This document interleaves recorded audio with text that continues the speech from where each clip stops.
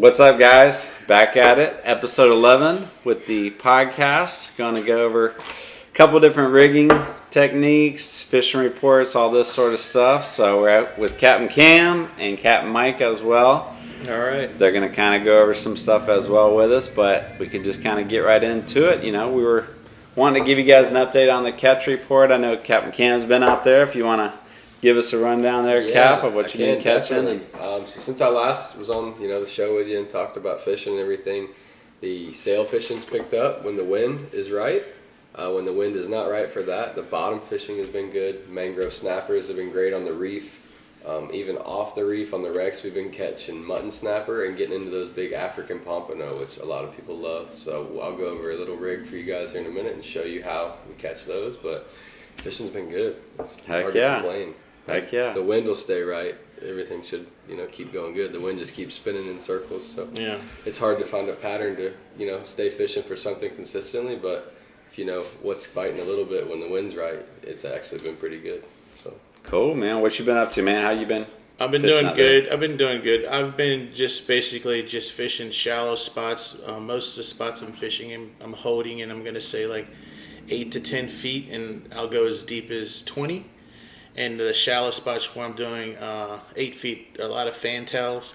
And what I learned was when people started getting snagged off the fantails, I switched from using a lighter jig, and I completely switched out, and I went to a size 1 circle hook with a bead and an egg sticker. So that's basically like a knocker rig. And they don't get snagged as much, and they still catch the fish. And it's been really good.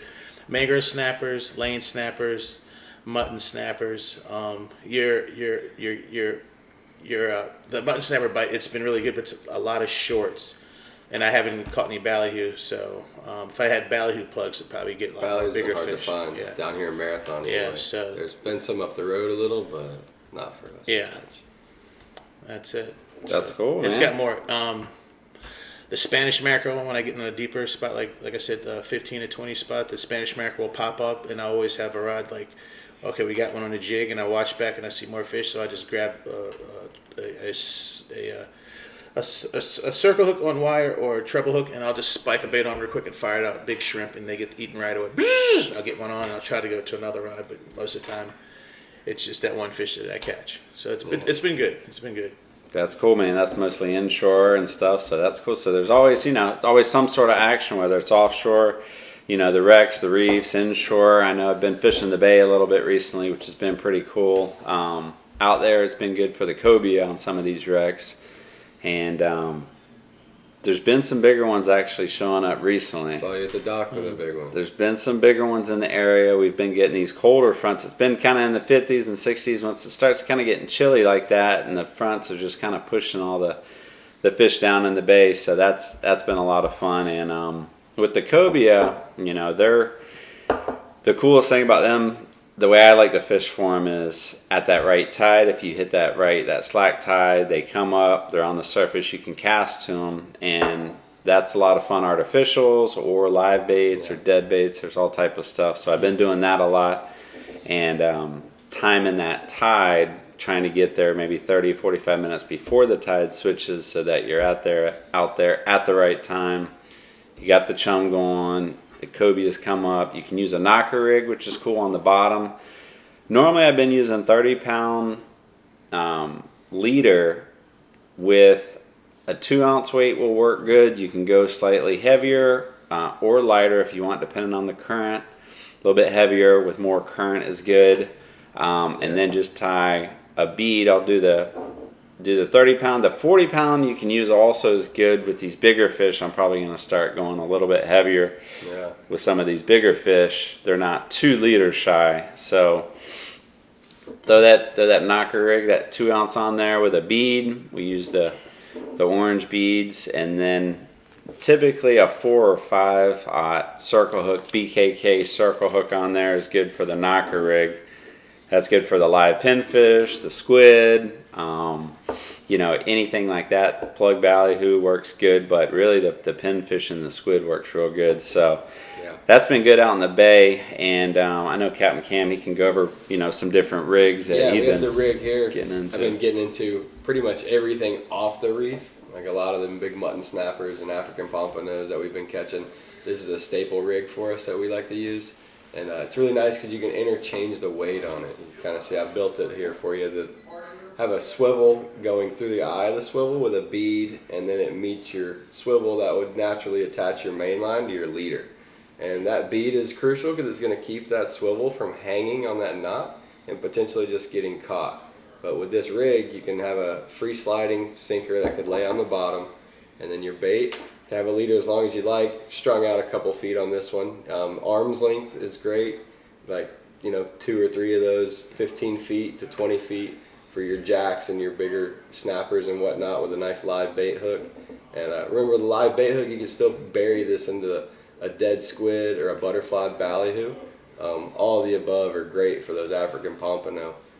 But using a rig like this allows you to interchange your sinker. You can just loop one off, especially if you're using the bank sinkers, and you can just loop a heavier one right back on, especially when the current picks up or the wind picks up. Like this time of year, the mornings have been pretty nice. Then by the afternoon, we're using heavier leads maybe to stay on the bottom out there in the deeper water. So this rig is really nice for that. Kind of change it out all day if you change different depths and different spots. But it's been the go-to. Yeah, that seems like a sweet rig. I know Jack had mentioned one thing too. It's cool about that rig is a lot of times I guess the kings or other toothy critters, if you get a big fish on, they might actually just hit that lead and cut off the lead so you don't lose the fish and everything. Right. Yeah, you can. So a lot of folks bury the egg sinker, on top of the swivel, so you're fighting the fish with it hardwired to your rig. And if that mackerel does like lead, you're done. Yeah, that's cool, man. Cool, yeah, It's got another cool rig that I'll go into too with you guys down the road. But you can just do an overhand knot and have your bang sinker or a heavy egg sinker, and you slide copper wire, and you twist it on there and make a loop. And if it's a really big fish, you'll lose your egg sinker. That overhand knot will pop straight, and you don't have any beads or knots in the water at all. No doubt about it, just straight to it. That performs really well, and you don't have to hand line the fish as well when he comes up. You're just straight cranking the line back onto the reel. I'm with that. Yeah, I'm with that. Once I get out there with you guys, I can show you some different stuff out there as well, because I've done a lot of it. It's over 100 boats in the Keys since 2000. Yeah, if you guys don't know Mike, Captain Mike's year. still here. He just started working with us, as of the new year and everything, taking over, running a lot of our inshore boats as of. And but he's got a lot of experience down here in the Florida Keys, and you guys might recognize him and everything. But come fish with him if you haven't in a while. He's available now. Oh yeah, ready to go. A lot of fun.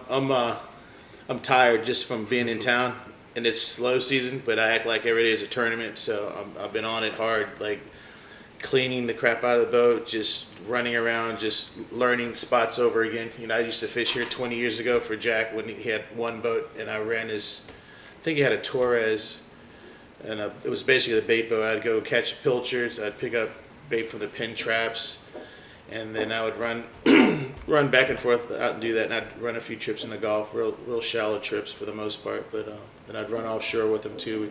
I used to call Jack the precise dropper. You look on the machine, okay, yep, right there, Mike, yep, drop it, yep, there you go, got him, there you go, he's on, and I'm like, there you go, we got him on, and hand the rod up to the customer. But yeah, really precise. That's like fishing with Skipper Ralph Delph. That's where one of Jack's mentors is, besides mine and Robbie Delph and Mike Delph, but mostly Robbie. I talk to Robbie all the time, really good guy, all those guys down there. A lot of information over the years from all those guys. It's 100 captains, like hundreds of captains that I've talked to and fished with. Lots of 24 years. The 4th of February will be 24 years. My 24-year anniversary. Not gonna drink or anything, but I am gonna party with some ice cream and cookies. Yeah, that's cool, man. Wade, we're glad to have you back, man. Definitely happy to have you on the team. Oh yeah, it's gonna be awesome this year. Getting back with us. A lot of cool stuff. A lot of dressing up like Miami Vice, but on the water fishing. Instead of chasing down bad guys, we're going to be chasing down fish. That's right. Yeah, like man. it. It should be cool, man. Yeah, we got a lot of stuff upcoming, you know. Got some fishing camps coming up. I know that Cam's done a couple of different fishing camps. He could maybe go into that a little bit, Yeah. how that all works. Yeah, I can help out with that for sure. The fish camp's coming up soon. We offer 4 a year, so if you miss out on the one that's coming up now, don't worry. There's more opportunity. We do them seasonally a little, as far as fish seasons would go. So you can kind of come to multiple camps if you like, or just one, and learn techniques from us. Productive techniques. We're doing those in certain areas here in the Florida Keys, and that can help dial you in if you're lost on where to go. We don't really hand out spots in these camps, but we hand out areas and techniques and just proper ways to fish and catch fish. So if you're interested in any of that, try our fish camps. They're great.